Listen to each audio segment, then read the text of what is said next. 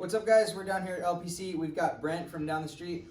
He just went and balled out on some computer parts, so we're going to show you guys how we put the computer together right here at Let's Play Cafe. So today we've got an Asus Strix 1070 Duke with the back plate, which is really cool. We've got a brand new motherboard from ROG to match our graphics card. We've got 3600 megahertz RAM. We've got the brand new Ryzen 9 12-core CPU, which we can't wait to do a little bit of fiddling with.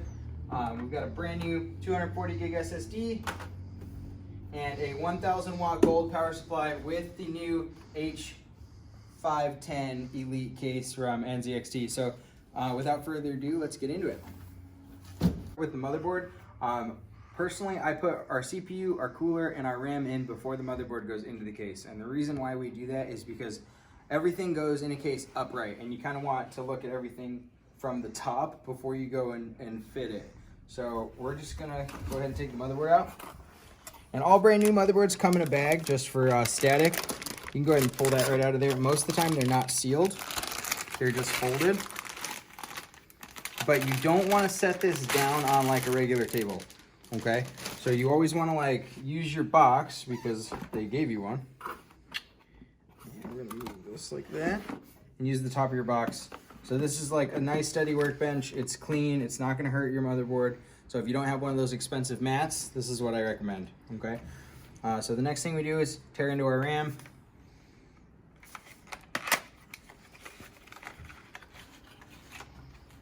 So this is two 8 gig sticks making 16 gigs of 3600 megahertz, which is more than enough. So like without any overclocking, you're gonna be cruising, which is really cool. And now I see why at LTT they always pre-open all the packaging, so that it doesn't take you too long. But we'll give you a close-up of that.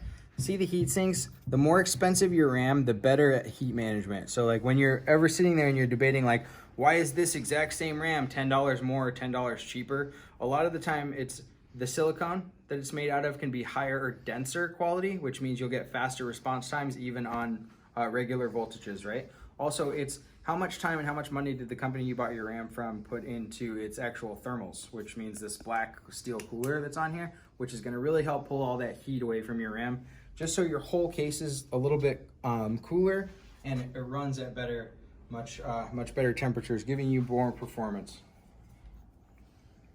And I'm pretty sure without reading this, it's a Asus motherboard, so most of the time they go from 1 to 2 or 2 to 4. I think we're gonna do 2 to 4, and then we'll check in the BIOS, make sure I was right.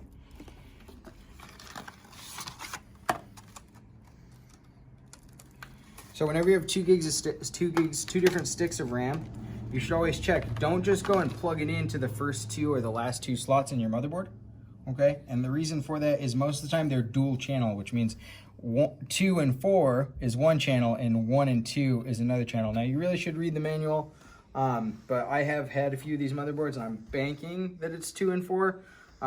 All the computers in the store are the same brand of motherboard and they're all 2 and 4. So we're gonna just go with that, and then when we get to the BIOS, we'll check our, guess and check everything to make sure we're 100%.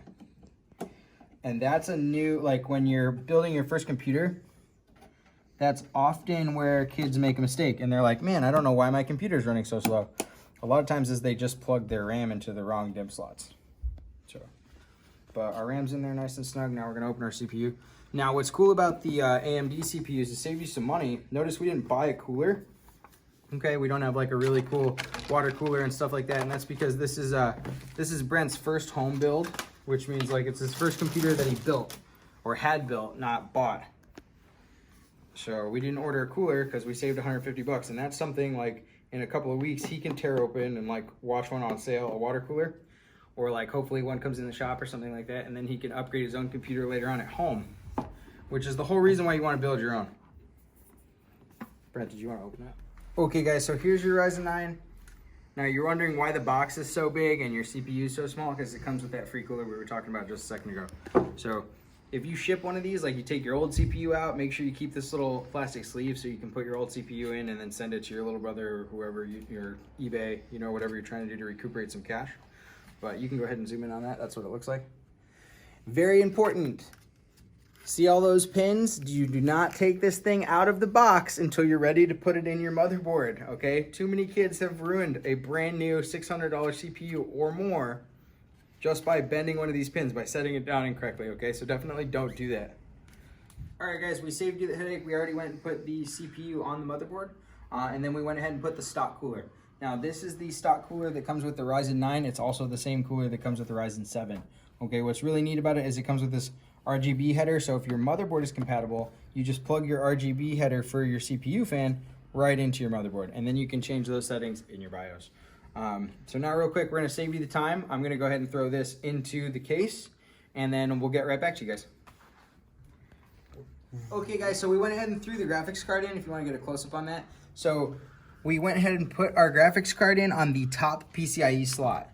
All right, and the reason why we did that is after checking our specs from our motherboard, says that that is slot 1, which is where you want to be putting your graphics card. Now, if you have 2 graphics cards, if you have a Radeon card, still read your manual. Just make sure that everything gets put in the correct place, so when you go to boot the thing, it actually lights. All right, so if you have any questions about this, you can go ahead and pause the video, write it in the comments, and one of us will get back to you. But this is a NVIDIA graphics card, okay, which doesn't make a difference right this minute, but in a few minutes when we start uploading everything, it will. Okay guys, so we've got our 1000 watt EVGA power supply. Now real quick, if you come on over, I'm going to show you guys the difference between a modular power supply. Now this is an 80 plus gold, and that's the energy rating. So when you get a gold power supply, it's less likely to have a problem than a white power supply or a non-rated power supply.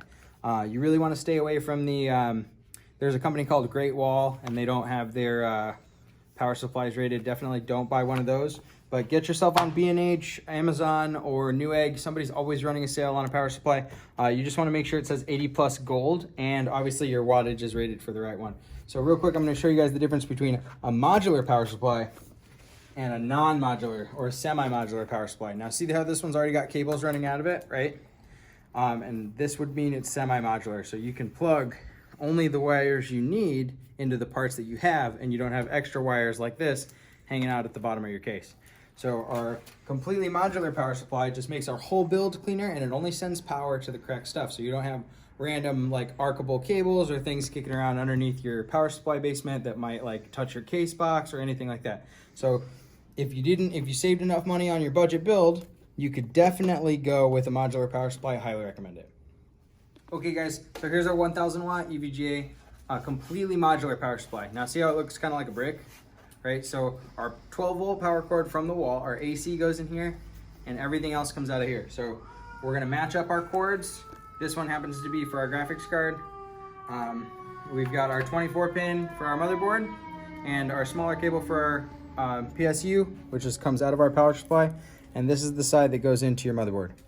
Okay, now I'm not gonna waste your time while I unwrap all this stuff, so we're gonna go ahead and throw this in the case. I'll meet you guys back over there. Okay guys, so we just put our bracket on our SSD. Now, when you're building a computer like this, you always want to put your boot drive and your most played games on an SSD. Now, it's not a bad idea to pick up like a $20 or $30 1 terabyte drive, a conventional drive, and then you can go ahead and put that in to dump all your music files, photos, you know, the family cat pictures, whatever you have going on, or your games you don't really play, like, you know, trash games like Call of Duty, or the Call of Duty Modern Warfare, or Call of Duty 4, you know, all the ones that you shouldn't be playing. But you can keep all your cool guy games like League of Legends and stuff like that on your SSD, which is, we're gonna go ahead and throw this in the computer. I'm gonna clean all these wires up. You can get one more look at it open, and then we're gonna do one of those really cool video montages with some music, and then next time you guys see this thing, it'll be lit with a little bit of movie magic. All right, Brent, so Vinny just built you your custom PC. What do you think so far? It looks sexy, and I am excited as